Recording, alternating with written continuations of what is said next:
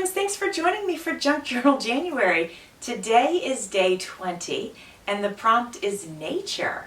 I'm going to do a mixed media collage today, and I have all sorts of things in this collage. I'm starting out with some paper using a small paper packet that I received over the holidays. Since the prompt is nature, I thought I would go outside and see if I could find something that I could work with.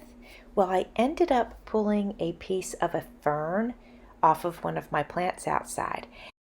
I'm going to experiment, and I'm going to push the fern down onto a green ink pad, and then I'm going to see if I can get it to print onto the paper, and we'll see if it works or not.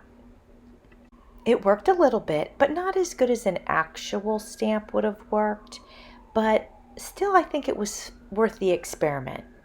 I've got this gold ephemera, and I think it is so pretty. I guess it's not ephemera, it's a die cut.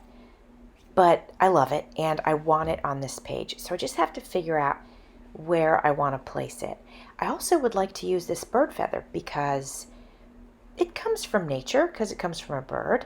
So I definitely want to put that on the page, just not sure where I want to put it. So I'm trying some different things out. Ultimately, I have decided that I'm going to put the feather underneath of the gold die cut. So I'm using some hot glue to adhere those two together. I noticed that the hot glue marred the gold a little bit, like it changed the texture on the surface. So I'm going to use Fabri-Tac on the feather to get that adhered to the page. Now I'm going to add the piece of fern that I pulled. Now, my brain sort of goes to, okay, well, what happens in a couple of months when it dries out? I'm going to go ahead and add some Mod Podge over top of this fern, but I'm not going to do it right away. I'll do it in a minute once I get some other things onto the page. Before I move on with anything else, I'm going to go ahead and add this beautiful bird sticker. In my stash, I have some dried flowers and items like these leaves that I just put down.